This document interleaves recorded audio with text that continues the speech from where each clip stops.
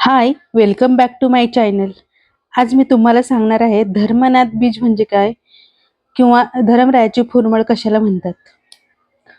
माघ महिन्यातील द्वितीयेला धर्मनाथ बीज असे म्हणतात. या तिथीला नागपंथात विशेष महत्त्व आहे. या दिवशी श्री गोरक्षनाथांनी धर्मनाथास अनुग्रह देऊन दीक्षा दिली व त्यावेळेस सर्व देवी देवतांना आमंत्रित केले होते. तसेच प्रयाग क्षेत्रातील सर्व नगरवासी लोकांचाही मोठा मेळा जमला होता. या दिवशी भव्य अन्नदान झाले व श्री गोरक्षनाथांनी आपल्या हातांनी सर्वांना प्रसाद दिला होता. यामुळे सर्वांना अतिशय आनंद झाला व देवांसह सर्वांनी दर साल असाच उत्सव होऊन प्रसाद मिळावा अशी इच्छा प्रकट केली. श्री गोरक्षनाथांनी धर्मनाथ बीजेचा उत्सव प्रतिवर्षी करण्याची त्रिविक्रमास आज्ञा दिली. तेव्हा सर्वांचा आनंद झाला व दर साली या दिवशी उत्सव होऊ लागला.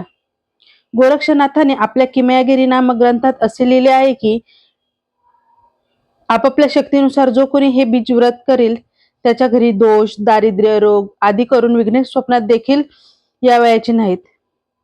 त्या पुरुषांचा संसार सुनियंत्रित चालेल, प्रत्यक्ष लक्ष्मी त्याच्या घरी वास्तव्य करेल अशी मान्यता आहे. प्रयाग क्षेत्री त्रिविक्रम राजाच्या मृत्यूनंतर त्याच्या शरीरात प्रवेश केलेले व 12 वर्ष राज्य सांभाळलेले गुरु मच्छिंद्रनाथ यांचा बीज अंश असलेला पुत्र धर्मराज या वयाच्या 12व्या वर्षी गुरु गोरक्षनाथ यांनी नाथ दीक्षा दिली. तो हा दिवस दरवर्षी धर्मनाथ बीज म्हणून साजरा केला जातो. या दिवशी सर्व नाथ, भक्तगण, साधू मुनी ज्यांना कोणाला नाथ संप्रदाय अभ्यासाचा आहे, ज्यांना दीक्षा दिली जाते त्यांना पण दीक्षा दिली जाते.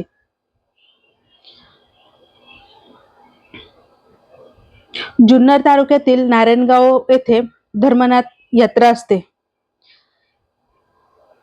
ही यात्रा अजूनही सामूहिक पद्धतीने साजरा केली जाते.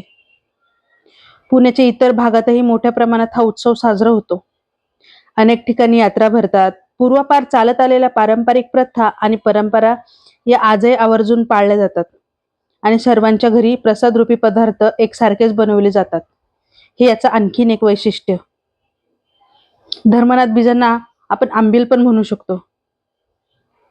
या बीजांच्या दिवशी ग्रामीण भागात घरोघरी गव्हाच्या पिठाचे उकडलेले दिवे बनवले जातात. त्याला ठम असे म्हणतात. ते घरातील देवाऱ्याच्या पुढे पाटावर किंवा ताटात ठेवतात.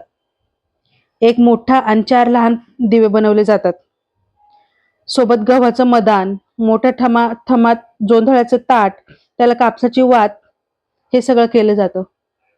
संध्याकाळी हे ठम तुपाने प्रज्वलित केले जातात. असं पण म्हणतात ठम पजळायचेत म्हणून.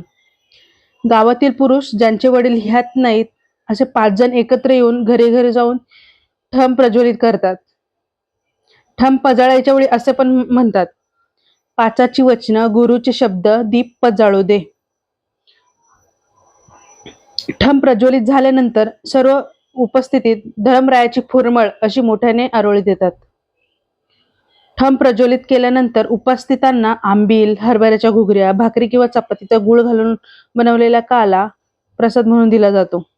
त्याचसोबत भरलेली वांगी, मेथीची भाजी, घेवड्याच्या शेंगा एकमेकांच्या घरी प्रसाद म्हणून दिला जातो. त्या दिवशी घरात दिवसभर बायकांची धांदल असते, कारण अनेक प्रकारचे पदार्थ बनवायचे असतात. आज महत्वाचं म्हणजे 3ऱ्या दिवशी ठम किसून गुळात शिजवायचा, एकदम भारी लागतो. पूर्वपार चालत आलेल्या पारंपरिक परंपरा आजही काही प्रमाणात जपल्या जात आहेत. अशा भक्तिभाव असलेल्या उत्सवांमुळे सामाजिक सखोला आणि ऐक्य टिकून राहिले. हे एक प्रकारचे यशच म्हणावं लागेल.